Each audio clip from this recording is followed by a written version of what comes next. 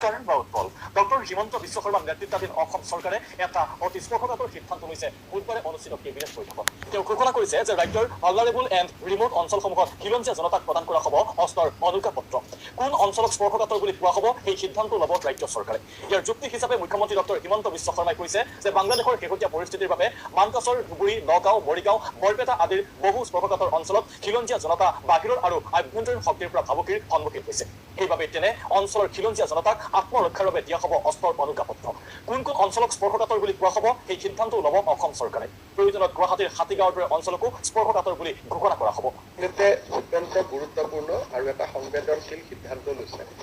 এইটো আপোনালোকে জানে যে আমাৰ ধুবুৰী নগাঁও মৰিগাঁও বৰপেটা সাউথ সালমাৰা গোৱালপাৰা আদি বিভিন্ন জিলাত আমাৰ খিলঞ্জীয়া লোকসকলে তাত যিহেতু আমি সংখ্যালঘিষ্ঠ খিলঞ্জীয়া লোকসকলে যথেষ্ট নিৰাপত্তাৰ প্ৰশ্নত তেওঁলোকে সদায় সন্মুখীন হৈ থাকিব লাগে বিশেষকৈ বাংলাদেশৰ হোৱা ঘটনাৱলীৰ পৰিপ্ৰেক্ষিতত তেওঁলোকে বাংলাদেশৰ ফালৰ পৰাও আক্ৰমণৰ বলি হ'ব পাৰে আৰু নিজৰ গাঁওখনতো আক্ৰমণৰ বলি হ'ব পাৰে সেই পৰিপ্ৰেক্ষিতত আজি কেবিনেটে সিদ্ধান্ত লৈছে যে আমাৰ অসমত এনেকুৱা যিবিলাক ভালনাৰেবল এৰিয়া আছে তাত খিলঞ্জীয়া জনসাধাৰণক আৰ্ম লাইচেন্স দিয়া হ'ব আমি তেওঁলোকক আৰ্ম লাইচেন্স দিম তেওঁলোকে যাতে কোনোবাই যদি ভাবে যে মই বন্দুক কিনিম বা মই আগ্নেয়াস্ত্ৰ ৰাখিম তাৰ কাৰণে আজি আমি এটা স্কিম এনাউন্স কৰিছো special schemes for grant of arm licences to original inhabitants and indigenous Indian citizen in vulnerable and remote areas of Assam আমাৰ বহুত সময়ত আমি দেখা পাওঁ যে নিৰাপত্তাৰ প্ৰশ্নত তেখেতসকল ভোগ কৰি থাকে আৰু বিশেষকৈ এতিয়া যিহেতু বাংলাদেশী নাগৰিক আদি বিতৰণৰ বহুত কাম আমাৰ চলি আছে গতিকে এই অঞ্চলবিলাকত আমাৰ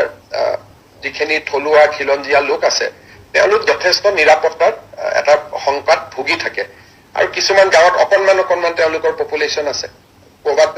ধৰক মই এতিয়া নিজেই জানো যে বাঘবৰ জনিয়াৰ ভিতৰত এখন গাঁৱত ক'ৰবাত 500 ঘৰ মানুহে বাকী আছে আৰু কোনো নাই গতিকে এতিয়া সেই মানুহখিনিৰ কোনোবাই যদি চৰকাৰে বন্দুকটো কিনি নিদিয়ে কিন্তু কোনোবাই যদি লাইচেন্স বিচাৰে আমি তেওঁলোকক উদাৰভাৱে লাইচেন্স দিম যাতে তেওঁলোকে নিজৰ ৰক্ষণাবেক্ষণ কৰিব পাৰে সাধাৰণ নাগৰিকৰ হাতত অস্ত্ৰ তুলি দিয়াৰ অসম চৰকাৰৰ এই সিদ্ধান্তই ৰাজ্য চৰকাৰৰ সমৰ্থতাক লৈ স্বাভাৱিকতে প্ৰশ্ন উত্থাপন কৰিব কাৰণ এখন চৰকাৰৰ দায়িত্বই হৈছে নিজৰ এক্টিয়াৰৰ অঞ্চলৰ জনসাধাৰণৰ জীৱন আৰু সম্পত্তিৰ সুৰক্ষা প্ৰদান কৰা ইয়াৰ বাবে চৰকাৰৰ অধীনত বিশাল আৰক্ষী বাহিনী চোৰাংচোৱা সংস্থা